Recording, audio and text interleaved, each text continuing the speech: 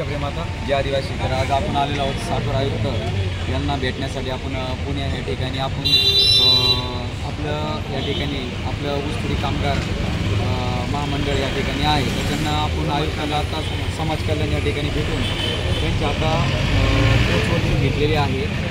आणि तुम्ही पाहू शकता का की आपल्या आदिवासी ऊसतोडी कामगार आहेत, पण त्यांना माहिती नाही की त्यांच्यासाठी सरकारने काय काय करून ठेवलेलं आहे. म्हणून या ठिकाणी आम्ही आज पुण्यात आपण या ठिकाणी आलेलो आहोत का की आपल्या आदिवासी बांधवांसाठी कोणी फिरत नाही, पण आम्ही आज या ठिकाणी पुण्यात येऊन आम्ही आयुक्त साहेबांना निवेदन दिलेलं आहे. तर असेच कामं पुढे चालू राहतील. जय शबरीमाता जय आदिवासी.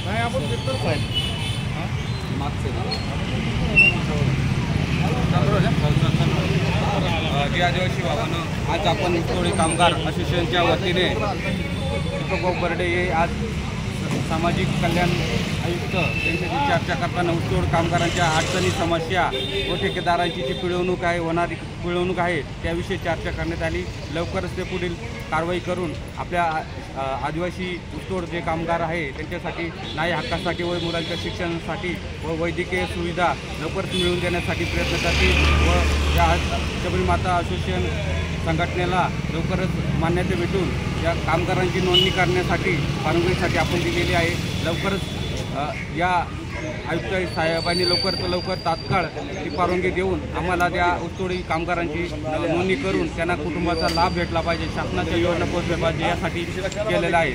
सर्वांनी या व्हिडिओ जास्तीत जास्त शेअर करायचा आहे. आणि या दीपक भाऊ यांच्या वतीनं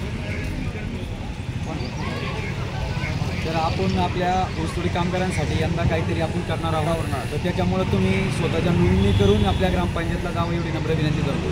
जय आदिवासी जय एकलव्य जय शबरीमाता.